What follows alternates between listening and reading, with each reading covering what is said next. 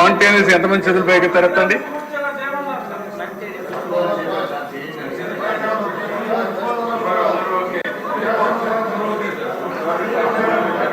Okay,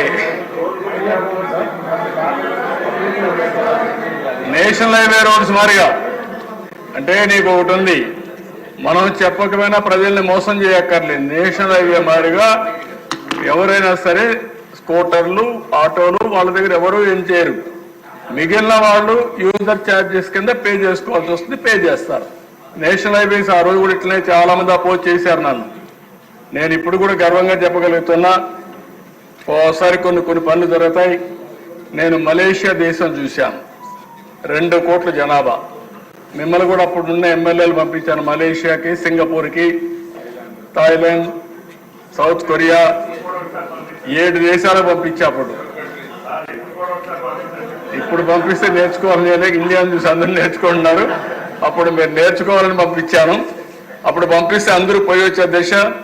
opposition ఉన్న అందరి రూమ్లోకి వచ్చి, సార్ ఎక్సలెంట్ సార్, మీ ఐడియా చాలా బాగున్నాయని చెప్పేవాళ్ళు.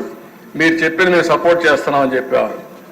హౌస్లోకి వచ్చి అపోజ్ చేసేవాడు. ఏమయ్యా నువ్వు అక్కడికి చెప్పావంటే, అది అక్కడ మీకు చెప్పాలి కాబట్టి చెప్పాను సార్, ఇది మా పార్టీ విధానం అని మళ్ళీ మాట మార్చేసేవాళ్ళు.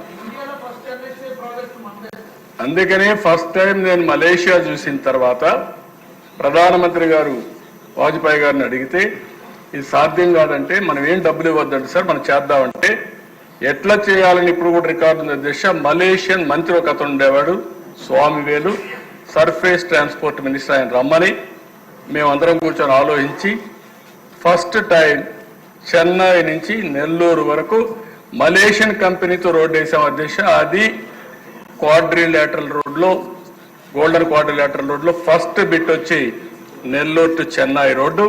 అది ప్రూఫ్ ఆఫ్ కాన్సెప్ట్, సక్సెస్ అయింది. అక్కడి నుంచి దేశం అంతా రోడ్లు విస్తరించారు. ఈరోజు మీరు చూస్తే ఎక్కడ పోయినా 4 లేన్, 6 లేన్, 8 లేన్, 14 లేన్కి వచ్చే పరిస్థితికి వచ్చాం. ఎక్స్ప్రెస్ వేలు వచ్చాయి, ఎక్స్ప్రెస్ రోడ్లు వచ్చాయి. ఈరోజు Bengaluru to Chennai express way 3 hours, 3.5 hours వెళ్ళిపోయే పరిస్థితికి వస్తున్నారు. మాకు పలమనేరు నుంచి 1 hour, బెంగళూరు 1.5 hour, ఇటు చెన్నైకి 1 hour, ఇలాంటివన్నీ వస్తున్నాయి. కాబట్టి ఇవన్నీ కూడా మనం ఆలోచించుకోవాల్సింది.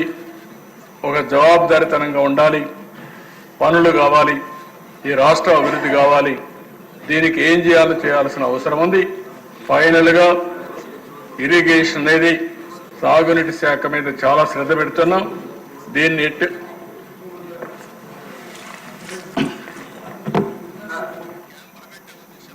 తమరు మమ్మల్ని అందరినీ పంపించి అనేక దేశాలు చూశాక మార్పు వచ్చింది, సంస్కరణ తీసుకొచ్చారు. దాని ఫలితాలు వాళ్ళు అనుభవిస్తా ఉన్నాం.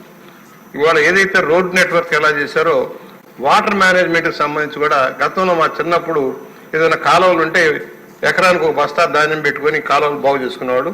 ఇవాళ అన్ని ప్రభుత్వం మీద పెట్టి నోట్లో చలువడి పెట్టండి అన్నట్టుగా ఉంటున్నారు, కానీ ఎవరు పార్టిసిపేట్ చేయటంలా.